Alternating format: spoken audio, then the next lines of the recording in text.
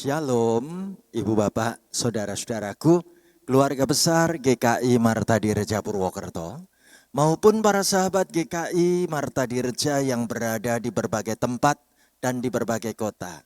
Puji Tuhan, hari ini Kamis tanggal 8 Juni 2023, bersama dengan saya Pendeta Stefanus Lim, kita akan mengikuti acara Kalam Kuliah Alkitab Malam. Ibu Bapak, saudaraku terkasih, tema yang menarik, hati-hati gunakan mulutmu. Mengingatkan kita semua dengan sebuah lagu sekolah minggu yang judulnya seperti itu. Hati-hati gunakan mulutmu. Ayo kita awali kalam ini dengan kita nyanyikan lagu tersebut penuh semangat, penuh sukacita demikian. Mari saudaraku, kita nyanyi penuh kegembiraan. Hati-hati gunakan mulutmu, amin. Hati-hati gunakan mulutmu, amin. Karena Bapa di sorga melihat semuanya. Hati-hati gunakan mulutmu, amin. Karena Bapa di sorga melihat semuanya. Hati-hati gunakan mulutmu, amin. Puji Tuhan. Ayo kita sama-sama membuka kalam ini dengan kita berdoa. Terima kasih Tuhan, hari ini Engkau memberi kesempatan kepada kami untuk mengikuti kuliah Alkitab Malam. Kami mau membuka hati untuk firman-Mu. Kami bersedia dituntun menurut sabda firman-Mu. Pakailah hamba-Mu ini membagikan firman-firman-Mu, supaya firman Tuhan sungguh memberkati kehidupan kami semuanya. Kami rindukan firman-Mu Tuhan, kami nantikan sabda-Mu. Berbicaralah kepada kami. Dalam nama Tuhan Yesus kami berdoa bersama-sama. Haleluya. Amin. Ibu Bapak, saudaraku terkasih, hari ini kita mendalami kitab Kisah Para Rasul pasal 4. Ayat pertama sampai dengan ayat 22 dalam satu tema, hati-hati gunakan mulutmu. Ibu Bapak saudaraku, mari kita mendalami kuliah Alkitab malam hari ini berdasarkan kitab Kisah Para Rasul 4. Ayat demi ayat akan kita kupas bersama, mulai dari ayat pertama sampai dengan ayat 22. Ayo kita ikuti pembacaan firman Tuhan dan kita dalami firman Tuhan bersama-sama. Demikian. Ketika Petrus dan Yohanes sedang berbicara kepada orang banyak, mereka tiba-tiba didatangi imam-imam dan kepala pengawal bait Allah serta orang-orang Saduki. Ibu Bapak, saudaraku terkasih, kita pasti teringat bagaimana latar belakang kisah peristiwa ini, yaitu ketika Petrus dan Yohanes dikaruniakan Tuhan untuk melakukan mukjizat kesembuhan bagi orang yang sekian lamanya sejak lahir lumpuh. Nah, Petrus dan Yohanes mengatakan di dalam nama Yesus bangkit dan berjalanlah. Maka orang lumpuh ini pun bisa berdiri tegak, bahkan bisa berjalan, bahkan bisa meloncat-loncat. Dan ada banyak orang kemudian bertanya-tanya, bagaimana mungkin mukjizat itu terjadi? Sementara Petrus dan Yohanes sedang menjelaskan kepada orang banyak, Alkitab memberitahu kepada saudara dan saya, tiba-tiba imam-imam kepala datang. Bahkan kepala pengawal bait Allah, komandannya bagian keamanan bait Allah, serta kelompok orang-orang Saduki tiba-tiba mendatangi Petrus dan Yohanes di hadapan orang banyak itu. Dan apa yang dicatat menurut Alkitab? Ayo kita perhatikan kelanjutannya. Orang-orang itu sangat marah karena mereka mengajar orang banyak dan memberitakan bahwa dalam Yesus ada kebangkitan dari antara orang mati. Ibu bapak saudaraku terkasih, Alkitab mau memberitahu kepada saudara dan saya bahwa kelompok dalam agama Yahudi yang bernama orang-orang Saduki adalah kelompok orang-orang yang selama ini tidak percaya ada kebangkitan orang mati. Ya. Mereka adalah kelompok yang menyebut diri kami ini kelompok agama Yahudi yang sangat rasionalis. Kami menggunakan logika dan akal sehat kami. Sehingga dalam pengajaran mereka, orang kalau sudah mati ya sudah selesai, titik. Enggak ada lagi kelanjutan apapun. Itu dogma, doktrin yang dipegang oleh kelompok agama Yahudi, yaitu kelompok orang-orang Saduki. Merekalah yang kemudian mengajak para imam, bahkan kepala pengawal bait suci, mendatangi Petrus dan mendatangi Yohanes. Dan Alkitab katakan bagaimana orang-orang itu sangat marah karena Petrus dan Yohanes mengajar orang banyak dan memberitakan bahwa dalam Yesus ada kebangkitan orang mati. Ibu bapak saudaraku terkasih, apa yang mereka lakukan terhadap Petrus dan Yohanes? Ayo kita perhatikan. Mereka ditangkap dan diserahkan dalam tahanan sampai keesokan harinya karena hari telah malam. Kepala pengawal bait Allah segera memerintahkan anak buah untuk menangkap Petrus dan Yohanes. Dan Alkitab memberitahu bagaimana Petrus dan Yohanes setelah ditangkap dimasukkan sebagai orang tahanan, masuk dalam penjara sampai besok pagi. Berarti Petrus dan Yohanes malam itu harus tinggal di tempat rumah tahanan.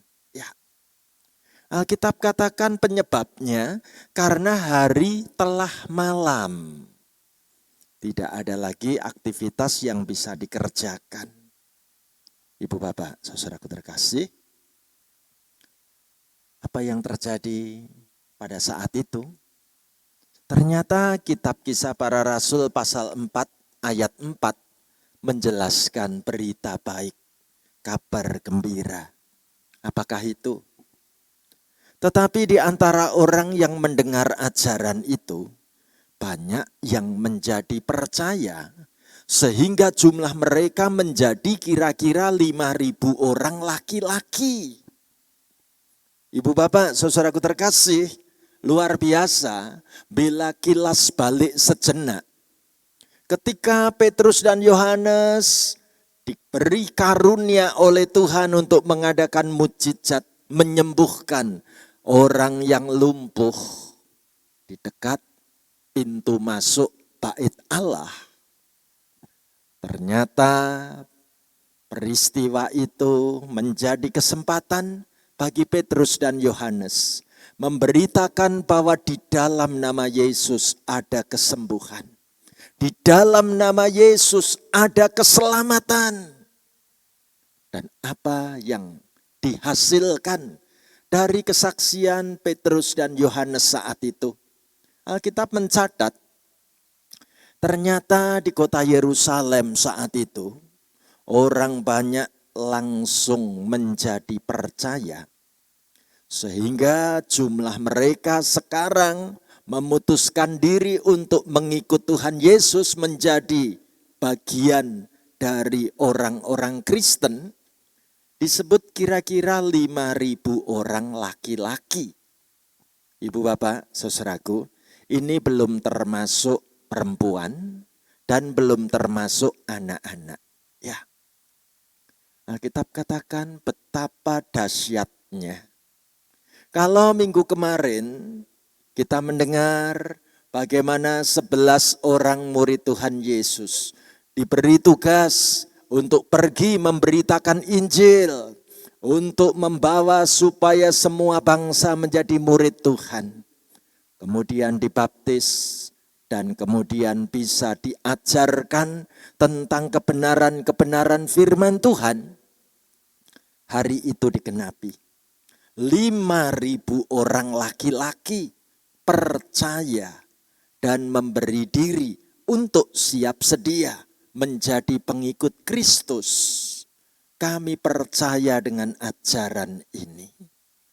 Ibu bapak, saudaraku terkasih, luar biasa kalau pertolongan Roh Kudus yang bekerja. Ya, bagaimana kelanjutannya saudaraku? Apa yang terjadi besok paginya? Ayo kita lihat sama-sama. Kita baca ayat yang kelima. Pada keesokan harinya pemimpin-pemimpin Yahudi serta tua-tua dan ahli-ahli Taurat mengadakan sidang di Yerusalem. Ibu bapak, saudaraku terkasih, Alkitab mau kasih tahu kepada saudara dan saya. Dengan munculnya pengajaran Kristen membuat bagaimana para pemimpin agama Yahudi, para tua-tua dan para ahli Taurat merasa perlu segera menyelenggarakan sidang untuk sama-sama menentukan sikap apa yang harus kita lakukan di kota Yerusalem ini terhadap munculnya ajaran Kristen. Siapa saja yang ada di sana? Sidang itu diikuti oleh siapa? Ayo kita baca ayat yang ke-6. Dengan imam besar Hanas dan Kayafas, Yohanes dan Alexander, dan semua orang lain yang termasuk keturunan imam besar. Ibu bapak, saudaraku terkasih, Alkitab mau jujur memberitahu kepada saudara dan saya. Imam besar Hanas, imam besar Kayafas, itu adalah imam besar yang waktu itu menentukan keputusan untuk menghukum Yesus agar mati di kayu salib.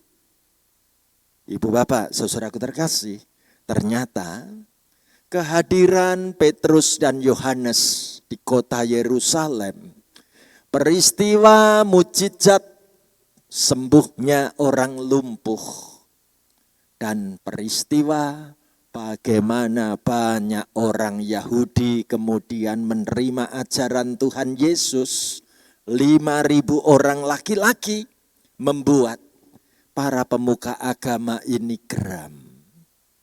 Para pemuka agama ini galau. Mereka harus segera bersidang. Mereka perlu mengadakan rapat untuk menentukan sikap. Bahkan rapat ini mengundang imam besar Hanas dan imam besar Kayafas, termasuk Yohanes dan Alexander dan semua orang lain yang termasuk keturunan imam besar. Ibu bapak, saudaraku terkasih, mendengar kata imam besar, kita bisa membayangkan ya, bagaimana hadirnya sosok imam besar yang pasti sangat kuat pengaruhnya. Keras kata-katanya, tegas sikapnya. Imam besar, tokoh utama dalam kehidupan agama Yahudi. Ibu bapak, saudaraku, Luar biasa peristiwa sidang hari itu. Bagaimana setelah mereka bersidang? Setelah menyelesaikan rundingan secara internal, para pemuka agama dan para petinggi agama Yahudi ini memiliki kesepakatan. Apa kesepakatannya? Ayo kita baca ayat yang ke-7 ya. Lalu Petrus dan Yohanes dihadapkan kepada sidang itu dan mulai diperiksa dengan pertanyaan ini. Dengan kuasa manakah atau dalam nama siapakah kamu bertindak demikian itu? Ibu bapak saudaraku terkasih, Petrus dan Yohanes dimasukkan dalam ruang persidangan itu untuk diinterogasi. Pertanyaannya jelas sekali. Dengan kuasa manakah atau dalam nama siapakah kamu berani bertindak demikian itu? Ibu bapak saudaraku terkasih, dengan pertanyaan yang saya bayangkan, kalimat-kalimatnya menggelegar. Supaya Petrus dan Yohanes itu jatuh mentalnya, ditekan luar biasa. Tapi apa yang terjadi? Kita bisa perhatikan bagaimana tanggapan Petrus dan Yohanes. Kita baca ayat berikutnya, ayat yang ke-8 dan selanjutnya. Maka jawab Petrus penuh dengan Roh Kudus, hai pemimpin-pemimpin umat dan tua-tua. Petrus ternyata tidak gentar. Diperlengkapi dengan kuasa Roh Kudus. Petrus sedikit pun tidak goyah menghadapi persidangan yang dihadiri dan mungkin juga dipimpin oleh imam besar. Suasana pengadilan yang menakutkan. Tetapi Petrus justru menyapa mereka penuh dengan Roh Kudus. Hai pemimpin-pemimpin umat dan tua-tua. Apa yang Petrus mau katakan? Petrus berkata begini. Jika kami sekarang harus diperiksa karena suatu kebajikan kepada seorang sakit dan harus menerangkan dengan kuasa manakah orang itu disembuhkan, Petrus mempersoalkan dengan kalimat yang sangat tertata bagus sekali. Kami melakukan suatu kebajikan, suatu perbuatan baik, yaitu kepada seorang yang sakit.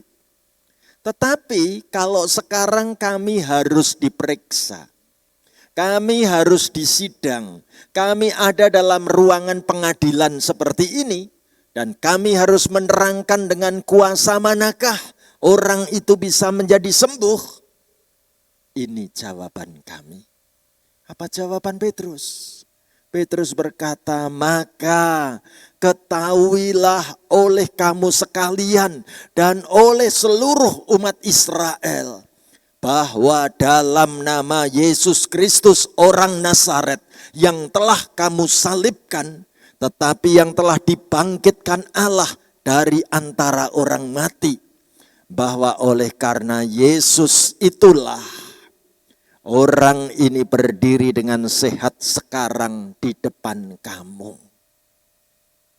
Ibu bapak, saudaraku terkasih, Petrus dan Yohanes berdiri dengan penuh iman. Bahkan berani mengatakan sebuah fakta. Bahwa Yesus orang Nazaret yang telah kamu salibkan. Kami beritakan bahwa Yesus telah dibangkitkan dari antara orang mati. Dan di dalam nama Yesus inilah orang yang sakit lumpuh sejak lahir sekarang bisa berdiri dengan sehat di depan kamu semuanya. Kemudian Petrus melanjutkan kata-kata yang sangat luar biasa. Apa yang Petrus sampaikan? Kita baca ayat yang ke-11. Yesus adalah batu yang dibuang oleh tukang-tukang bangunan, yaitu kamu sendiri. Namun ia telah menjadi batu penjuru. Ibu bapak saudaraku, Petrus berani mengatakan semestinya engkau seperti para ahli bangunan. Tetapi engkau membuang batu itu. Batu yang berharga itu. Sekarang ia telah menjadi batu penjuru. Batu di mana menjadi pusat arah kehidupan.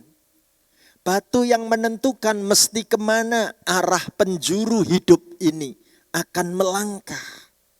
Dialah Yesus yang kalian salib. Seperti batu yang dibuang oleh tukang-tukang bangunan. Ibu bapak saudaraku, Petrus dan Yohanes menyampaikan sebuah kesimpulan besar di tengah-tengah persidangan saat itu. Apa yang disampaikan Petrus dan Yohanes?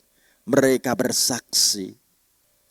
Dan keselamatan tidak ada di dalam siapapun juga selain di dalam Dia. Sebab di bawah kolong langit ini tidak ada nama lain yang diberikan kepada manusia yang olehnya kita dapat diselamatkan. Petrus dan Yohanes sungguh-sungguh menyaksikan siapa Yesus yang kami ikuti. Bahwa Yesus sungguh ajaib, namanya penuh kuasa dan menjadi juru selamat. Tidak ada keselamatan di dalam siapapun juga selain di dalam nama Yesus. Sebab di bawah kolong langit tidak ada nama lain yang diberikan kepada manusia yang olehnya kita dapat diselamatkan. Ibu bapak, saudaraku terkasih, Petrus dan Yohanes justru menyampaikan khotbah KKR di dalam ruang pemeriksaan, ruang pengadilan, persidangan saat itu. Bagaimana hasilnya? Sungguh menarik sekali, Alkitab mencatat dengan jujur. Kita baca ayat 13. Ketika sidang itu melihat keberanian Petrus dan Yohanes, dan mengetahui bahwa keduanya orang biasa yang tidak terpelajar, heranlah mereka. Dan mereka mengenal keduanya sebagai pengikut Yesus.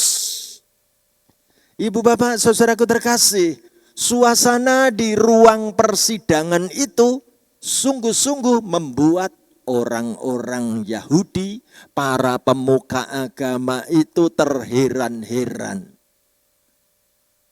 Bagaimana Petrus dan Yohanes memiliki keberanian untuk bersaksi, kemampuan menjawab pertanyaan-pertanyaan dengan begitu taktis, bahkan mampu menyampaikan pengajaran firman yang luar biasa. Jujur, suasana di ruang persidangan itu benar-benar semua terpesona melihat keberanian Petrus dan Yohanes. Mengapa mereka kagum dan terpesona? Ya, karena mereka semua kenal. Petrus dan Yohanes itu bukan orang pelajar, ya. Bukan orang berpendidikan tinggi. Mereka tahu kalau Petrus dan Yohanes itu kan cuma nelayan, pekerja kasar. Tetapi bagaimana bisa mengajarkan sebuah pengajaran firman yang sangat jelas dan begitu lugas. Itu yang membuat mereka terheran-heran. Apalagi mereka mengenal keduanya ini bukankah pengikut Yesus. Yesus sudah mereka tangkap, Yesus sudah mereka salibkan, Yesus sudah mereka kubur. Dan kami tahu pengikut-pengikut Yesus tercerai-berai, lari ketakutan. Tetapi sekarang mereka berdua berani tampil, bahkan menjelaskan segala-galanya tentang Yesus yang bangkit. Ibu bapak, saudaraku terkasih, suasana seperti inilah yang terjadi ketika Petrus dan Yohanes menyampaikan pengajaran firman di ruang persidangan itu. Saudaraku, apa tambahan keterangan yang disampaikan dalam kelanjutan cerita yang dicatat dalam firman Tuhan berikutnya? Ayo kita temukan di ayat 14. Tetapi karena mereka melihat orang yang disembuhkan itu berdiri di samping kedua rasul itu, mereka tidak dapat mengatakan apa-apa untuk membantahnya. Ibu bapak, saudaraku terkasih, jujur ditunjukkan buat kita bagaimana fakta membuktikan bahwa di dekat Yohanes dan Petrus ada orang lumpuh yang betul-betul bangkit dari kelumpuhannya. Bagaimana Petrus dan Yohanes menunjukkan bahwa orang lumpuh ini sembuh di dalam nama Yesus. Fakta yang tidak bisa dibantah, fakta yang tidak dapat dipungkiri. Suasana ruang persidangan sungguh keadaannya berbeda dari apa yang mereka harapkan. Ya, para pemuka agama sebenarnya berharap bisa menekan Petrus dan Yohanes. Tapi ternyata kenyataannya mereka nggak bisa bikin apa-apa. Lalu apa yang dilakukan, saudaraku? Kita baca ayat 15 ya. Dan setelah mereka menyuruh rasul-rasul itu meninggalkan ruang sidang, berundinglah mereka. Ibu bapak, saudaraku terkasih, Alkitab memberitahu kepada kita, di tengah-tengah suasana yang tidak mereka perkirakan, suasana sidang yang mereka pikirkan dengan mudah diatasi, ternyata Petrus dan Yohanes memberi keterangan faktual, keterangan-keterangan sesuai fakta, dan buktinya pun ada. Saksinya pun ada di tengah-tengah suasana itu. Maka mereka berpikir Petrus dan Yohanes harus dibawa keluar dulu dari ruang itu. Petrus dan Yohanes mesti diminta meninggalkan ruang itu supaya mereka bisa berunding tanpa didengar oleh Petrus dan Yohanes. Apa topik dan bahasan yang terjadi dalam rundingan mereka? Ini yang dicatat. Saya bacakan dan berkata, tindakan apakah yang harus kita ambil terhadap orang-orang ini? Sebab telah nyata kepada semua penduduk Yerusalem bahwa mereka telah mengadakan suatu mukjizat yang menyolok dan kita tidak dapat menyangkalnya. Ibu bapak saudaraku, suasana persidangan di kalangan para pemimpin agama Yahudi saat itu adalah, kita harus bikin tindakan apa lagi supaya pengajaran ini tidak menyebar luas lagi. Kenyataannya, faktanya ada mukjizat yang benar-benar menyolok, betul-betul nyata. Dan kita tidak bisa menyangkalnya. Semua penduduk Yerusalem juga telah melihatnya. Ya. Lalu bagaimana ya caranya ya? Supaya mereka bisa menentukan sikap bahwa mereka adalah penguasa, bahwa mereka punya hak untuk mengatur ini dan itu. Dilanjutkan di ayat 17. Kita baca ya. Tetapi supaya hal itu jangan makin luas tersiar di antara orang banyak, baiklah kita mengancam dan melarang mereka supaya mereka jangan berbicara lagi dengan siapapun dalam nama itu. Ibu bapak saudaraku terkasih, jadi hasil rundingan mereka adalah bagaimana kita menggunakan kuasa kita, posisi jabatan kita untuk mengancam dan melarang Petrus dan Yohanes jangan lagi berbicara dengan siapapun menggunakan nama Yesus. Itu yang akan kita lakukan. Itu kesepakatan di antara para pemuka agama Yahudi. Setelah semuanya sepakat, apa yang mereka lakukan? Mereka meminta supaya Petrus dan Yohanes dimasukkan lagi dalam ruang sidang. Mana buktinya? Ayo kita baca ayat yang ke-18. Dan setelah keduanya disuruh masuk, mereka diperintahkan supaya sama sekali jangan berbicara atau mengajar lagi dalam nama Yesus. Itulah keputusan yang mereka sampaikan selaku para pemuka agama, selaku para pejabat tinggi di kalangan agama Yahudi. Mereka melarang keras, menolak dan mengancam supaya Petrus dan Yohanes tidak lagi mengajar orang di luar sana menggunakan nama Yesus. Ibu bapak, saudara terkasih, bagaimana Petrus dan Yohanes menyikapi keputusan sidang para pemuka agama Yahudi? Ternyata sikapnya luar biasa. Kita baca di ayat 19 ya. Tetapi Petrus dan Yohanes menjawab mereka, silahkan kamu putuskan sendiri. Manakah yang benar di hadapan Allah, taat kepada kamu atau taat kepada Allah? Ibu bapak saudaraku, luar biasa ketika Roh Kudus berkarya melalui Petrus dan Yohanes. Petrus dan Yohanes bisa berkata-kata di hadapan para pemuka agama. Kalian sebagai pemuka agama, sebagai pemimpin tertinggi menurut agama Yahudi pasti tahu deh. Mana yang lebih benar? Harus taat pada manusia atau taat kepada Allah? Ibu bapak saudaraku terkasih, dalam hati nurani para pemuka agama itu, kalau ditanya seperti ini, pasti mereka akan mengatakan ya mestinya taat kepada Allah. Itu kan ya.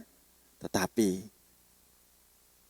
bagaimana Petrus dan Yohanes semakin kuat untuk meyakinkan para pemuka agama itu. Ayo kita baca ayat yang ke-20.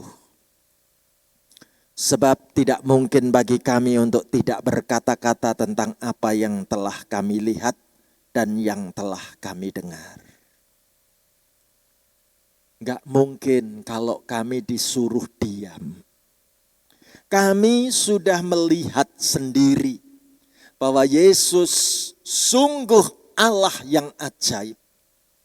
Kami sudah mendengar sendiri bagaimana Yesus mengajarkan semuanya itu. Nah, saudaraku, kita bisa membayangkan bantahan, tanggapan dari Petrus dan Yohanes membuat suasana sidang semakin panas. Mana buktinya? Ayo kita baca ayat 21 bersama-sama begini. Mereka semakin keras mengancam rasul-rasul itu, tetapi akhirnya melepaskan mereka juga. Sebab sidang tidak melihat jalan untuk menghukum mereka, karena takut akan orang banyak yang memuliakan nama Allah berhubung dengan apa yang telah terjadi.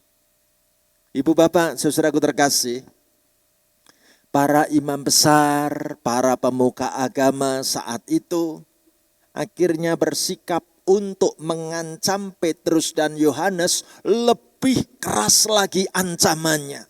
Lebih berat lagi ancaman dan hukumannya kalau tetap nekat. Tetapi mereka dicatat harus melepaskan Petrus dan Yohanes. Mereka tidak punya pasal untuk menghukum Petrus dan Yohanes. Apalagi orang banyak di luar sana sangat memuliakan Allah melalui peristiwa yang dilakukan oleh Petrus dan Yohanes. Mereka kenal baik bahwa orang lumpuh ini betul-betul lumpuh sejak dari lahir. Semua orang sedang memuji-muji Allah, menyatakan mujizat Allah terjadi dalam nama Yesus. Jadi mereka enggak berani untuk menahan Petrus dan Yohanes. Mereka hanya bisa mengancam dan mengancam, bahkan mengancam makin keras. Tetapi Petrus dan Yohanes dilepaskan dari ruang persidangan itu. Mengapa begitu? Alkitab memberitahu di ayat 22. Sebab orang yang disembuhkan oleh mujizat itu sudah lebih dari 40 tahun umurnya. Alkitab mau memberitahu kepada saudara dan saya. Orang lumpuh yang disembuhkan ini umurnya sudah 40 tahun. Lebih dari usia untuk menjadi saksi. Sudah sangat dewasa, tidak akan main-main dengan kesaksiannya. Berani bertanggung jawab dengan pemahaman iman yang baru saja ia rasakan. Bahwa aku sembuh di dalam nama Yesus. Sembuh bukan sekedar bisa berjalan, bisa berdiri, bisa melangkah, tetapi sembuh sekaligus. Lebih dari 40 tahun orang mempersoalkan kondisiku. Kenapa aku lahir cacat, gak bisa berjalan? Masyarakat dan agama Yahudi selalu menghakimi. Pasti kamu atau orang tuamu berbuat dosa. Sampai kamu lahir dalam kondisi tidak bisa berjalan. Tetapi di dalam nama Yesus aku selamat, aku sembuh, aku bebas, dan sungguh aku menemukan kehidupan yang baru. Ibu bapak saudaraku, kalau Kalam hari ini mengangkat tema hati-hati gunakan mulutmu, sekaligus mau mengingatkan saudara dan saya. Lihatlah apa yang dilakukan para imam besar. Lihatlah apa yang dilakukan oleh para pemuka agama saat itu. Mereka menggunakan mulut untuk mengancam. Mereka menggunakan mulut untuk melarang dengan keras. Mereka mau menggunakan mulutnya untuk menakut-nakuti Petrus dan Yohanes. Sehingga Kalam hari ini temanya hati-hati gunakan mulutmu. Ada gambar yang bagus sekali. Bagaimana dengan menggunakan pengeras suara, megafon, ya, diteriakkan dekat telinga untuk mengancam, untuk menakut-nakuti, untuk marah-marah. Ibu bapak saudaraku terkasih, saya jadi ingat apa yang ditulis dalam Amsal 15 ayat 1. Firman Tuhan berkata apa? Jawaban yang lemah lembut meredakan kegeraman. Tetapi perkataan yang pedas membangkitkan marah.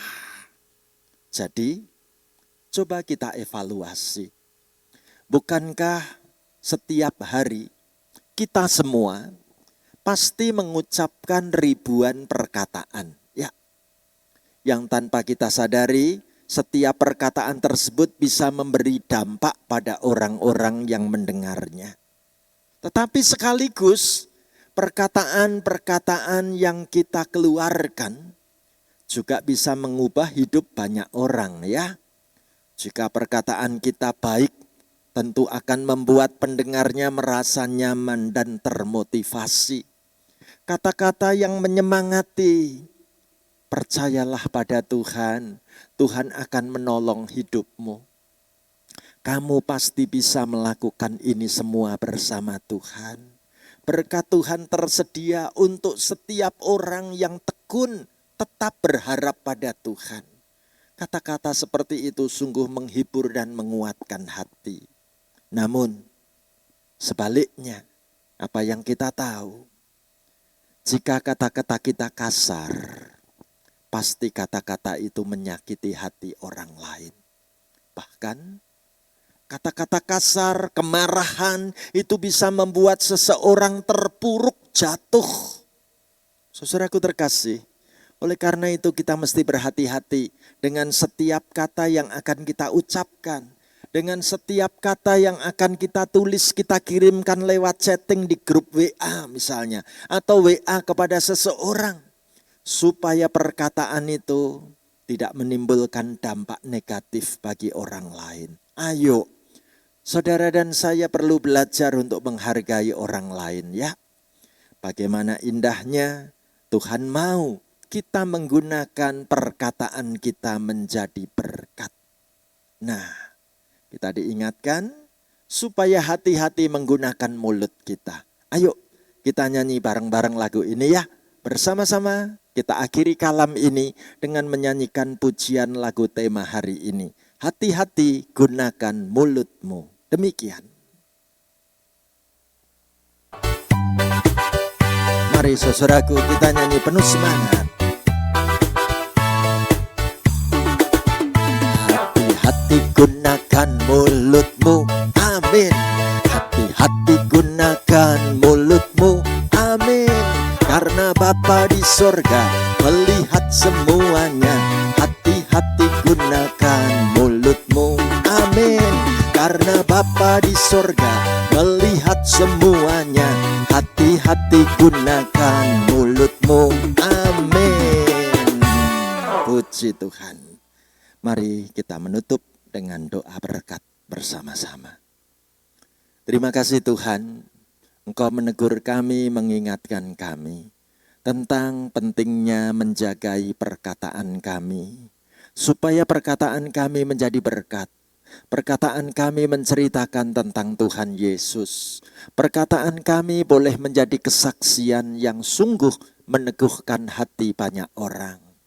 Tuhan, ampuni kami bila kami gampang mengumbar kemarahan, bila kami gampang kehilangan kendali atas ucapan kami, bila banyak orang yang hatinya terluka karena ucapan kami, bila kata-kata kami mencerminkan kesombongan diri kami, ampuni kami Tuhan.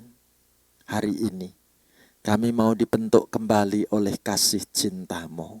Hamba mendoakan supaya rumah tangga kami dipenuhi dengan kata-kata berkat.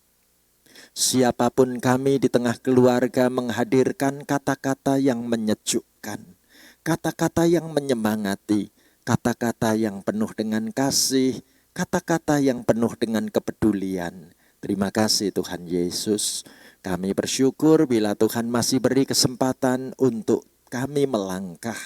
Dengan umur panjang yang Tuhan sediakan, biarlah kami banyak berkata-kata dan membagikan berkat-berkat-Mu melalui cerita kesaksian hidup kami.